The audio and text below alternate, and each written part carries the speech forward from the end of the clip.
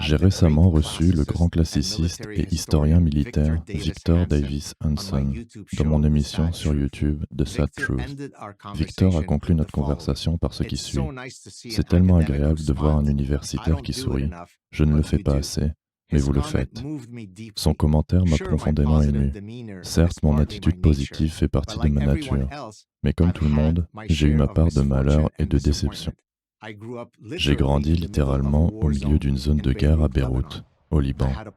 J'ai perdu un avenir prometteur de footballeur à la suite d'une blessure dévastatrice. J'ai perdu des postes d'enseignants convoités en raison de mes opinions politiques iconoclastes. La liste de mes déboires personnels est très longue. Je suis sûr qu'il en va de même pour vous. C'est ainsi, et nous le savons tous. Mais je refuse de me laisser abattre par la vie. Je ne veux pas être malheureux 5 minutes de plus que nécessaire. La vie est trop précieuse et trop courte. C'est pourquoi j'ai beaucoup réfléchi à la question du bonheur. Voici 7 façons de maximiser votre bonheur. 1. Trouvez le bon conjoint. La personne la plus importante dans votre vie est votre conjoint. Alors choisissez-le bien. C'est aussi la personne avec laquelle vous allez passer le plus de temps. C'est pourquoi avoir de l'amitié pour son conjoint est plus important que de l'aimer, même si, heureusement, les deux vont généralement de pair. Passer du temps avec quelqu'un avec qui vous partagez des valeurs, qui est votre meilleur ami, c'est le bonheur. Passer du temps avec quelqu'un qui ne partage pas vos valeurs est une torture. Naviguer dans les relations, même les meilleures, est une entreprise délicate. Abordez donc votre mariage avec humilité. Vous n'êtes pas parfait et votre partenaire ne l'est pas non plus. Deuxièmement, trouvez la bonne profession.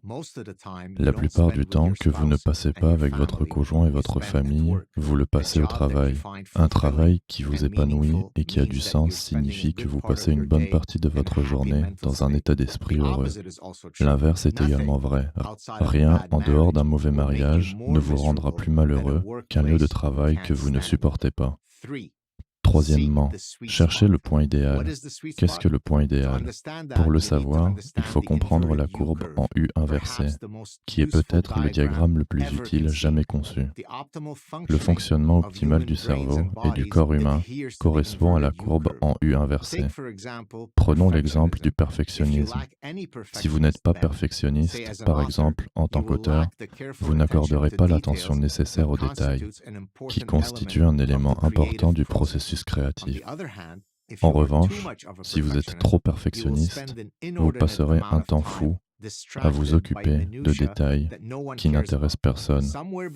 Entre l'apathie et le perfectionnisme se trouve le point idéal. Vous pouvez appliquer la courbe en U inversée à tous les aspects de votre vie personnelle et professionnelle. Pas trop, ni trop peu. 4. Restez ludique. Le jeu est un universel humain que l'on retrouve dans toutes les sociétés. L'instinct de jeu est si puissant que même en temps de guerre, les enfants trouvent le moyen de jouer. J'en ai fait personnellement l'expérience. J'ai grandi dans une zone de guerre. Cela ne m'a pas empêché de jouer avec mes amis. La vie est une affaire sérieuse. Sans jeu, elle peut être accablante. On ne peut pas travailler tout le temps, à moins bien sûr de transformer son travail en jeu. C'est le meilleur des mondes possibles. 5. Poursuivre de nombreux centres d'intérêt. La vie nous offre un buffet incroyable et infini d'opportunités. Presque tout est possible. Une rencontre fortuite qui débouche sur une amitié profonde, un intérêt occasionnel qui se transforme en un hobby passionnant, un voyage qui débouche sur une passion de toute une vie pour les voyages. Chacun de ces événements est une nouvelle source potentielle de bonheur. Chercher à acquérir des connaissances dans plusieurs disciplines, c'est une façon vraiment enrichissante de vivre sa vie. Sixièmement, faire preuve de persévérance et de résilience. La vie est difficile, mais si nous sommes suffisamment persévérants et résilients, nous pouvons utiliser l'adversité à notre avantage. La persévérance et la résilience sont étroitement liées mais différentes. La persévérance signifie que vous avez un objectif et que vous ne vous laissez pas décourager lorsque les choses ne se déroulent pas comme vous l'aviez prévu. Vous continuez à aller de l'avant. La résilience est la capacité à rester dans le jeu malgré l'échec. N'ayez donc pas peur d'échouer. L'échec est un moyen d'apprendre. La persévérance et la résilience sont les moyens de gagner. 7. Minimiser les regrets. Une remarquable infirmière spécialisée dans les soins palliatifs, Bronnie Ware, a consigné de nombreux regrets que les gens lui ont confiés sur leur lit de mort. Celui-ci figure parmi les 5 premiers. J'aurais aimé être plus heureux. Pour la plupart d'entre nous, notre bonheur est sous notre contrôle, du moins en partie.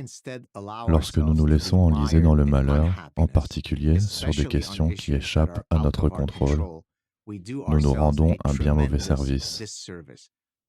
Ne laissez pas cela vous arriver. Soyez heureux, c'est une meilleure façon de vivre.